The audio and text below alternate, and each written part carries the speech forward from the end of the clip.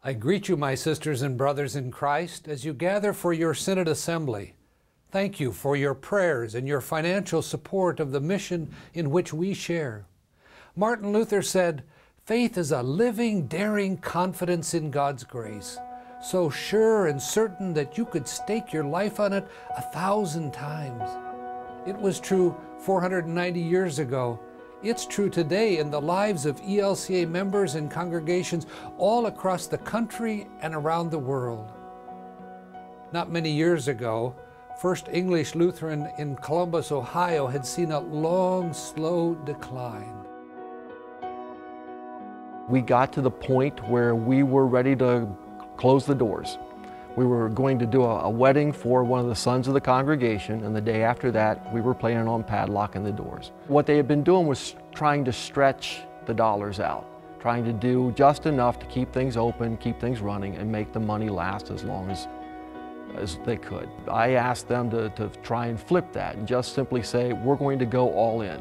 We're going to take the risk, we're going to take this leap of faith and do what we think God is calling us to do. God made it happen. Each step along this way when we've really needed something, God has made somebody step up. God has provided us with the funding, the resources, between the grants, the friends, and the congregational giving. It's given us enough to keep going. I have actually stepped out on faith, and God is showing me that this is what I'm supposed to be doing. The welcomingness of this church is one that allows me, that wants me to come back every Sunday, that wants me to come back every Thursday or every Saturday for the children's camp, because they accept us who we are. I've been at First English for 57 years. This is a family here, more of a family than a member. We started doing a breakfast here early on. Then we included a worship service to that. We started getting families coming in. So we went from a dozen folks here, one service on Sunday morning, to 2 services, breakfast and worship service with anywhere from 75 to 150 people, and then a second, more traditional Lutheran service with somewhere between 30 and 50 people. We're serving in an area that is really full of folks experiencing deep poverty. We're across the street from a homeless shelter. We have a lot of folks living on the street or in cabs of trucks, but they have begun to worship with us. Living daring confidence of grace means putting structure second and tradition second. I think this neighborhood gives us that opportunity to welcome anybody and to make sure that people understand that what's inside of every one of us is very important to God, and the grace is there. If we shut this down in this community, we lost. I'm telling you, because they believe in this church. The babies need you, the older people need you, and main thing, the community need this church. So that's what keeps me going, man. Just see them. That's what's happening.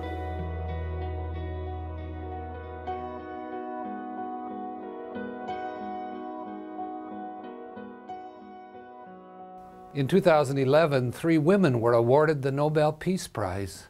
One was a Lutheran woman named Lema Bowie. Her story is rooted in the living, daring confidence of Lutheran missionaries more than 150 years ago.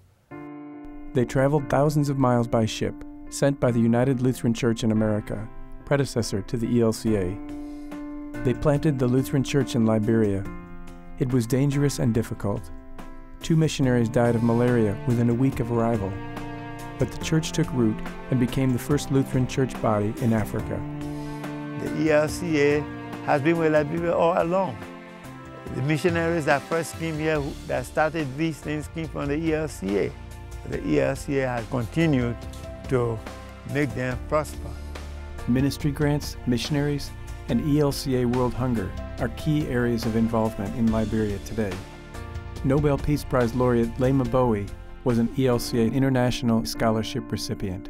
I led a group of Liberian women called the Women of Liberia Mass Action for Peace to peacefully protest the end of the Civil War. We use prayer, we use picketing, silence. Those women's faith never shook. They were very clear and resolute that even if we're here for 100 years, something good is going to come out of this. The prayers and protests led to peace talks. The peace talks brought an end to 14 years of war, and the church that helped birth the peace movement is flourishing. The Lutheran Church is holistically responding to the needs of human beings. Living daring confidence in God's grace. I don't know that I could say I live that way. I think Liberians do. Living in their covenant means a lot to me. This parish is spread out. We have to walk 5 hours before reaching there just to carry the gospel to the people. We also teach them how they can also develop within their community. I'm just grateful to ELCA for the level of relationship, partnership that we are having.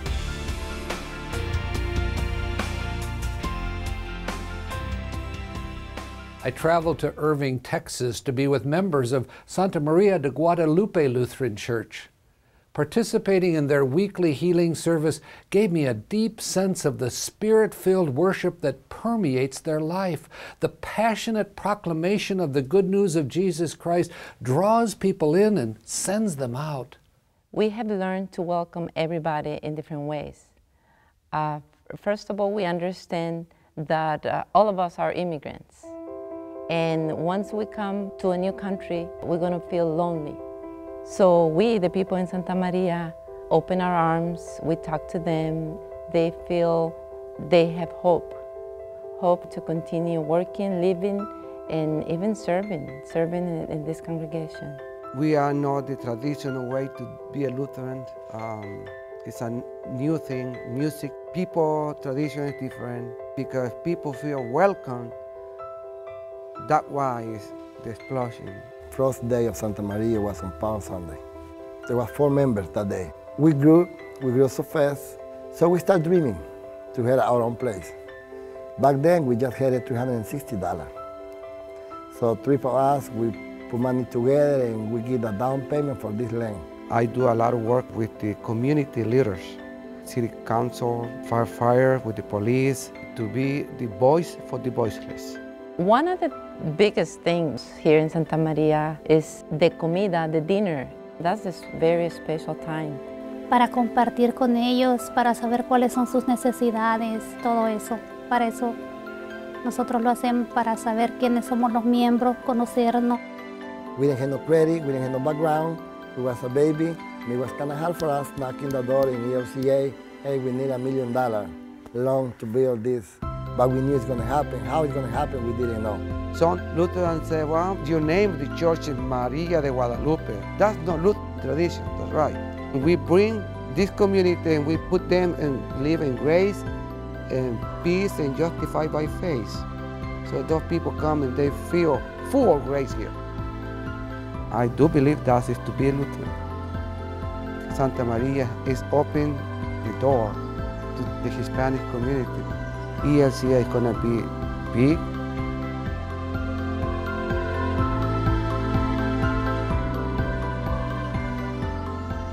The story of Santa Maria is our story. From the first English church in Columbus to the first Lutheran church in West Africa, we are the church that shares a living, daring confidence in God's grace. The gift that the ELCA gives us is partner. We know that we are not alone. They've rolled up their sleeves, they've worked side by side with us. Living there in confidence, to see the obstacles as an opportunity. The Lutheran Church has a very bright future. The Evangelical Lutheran Church in America, the synods and congregations.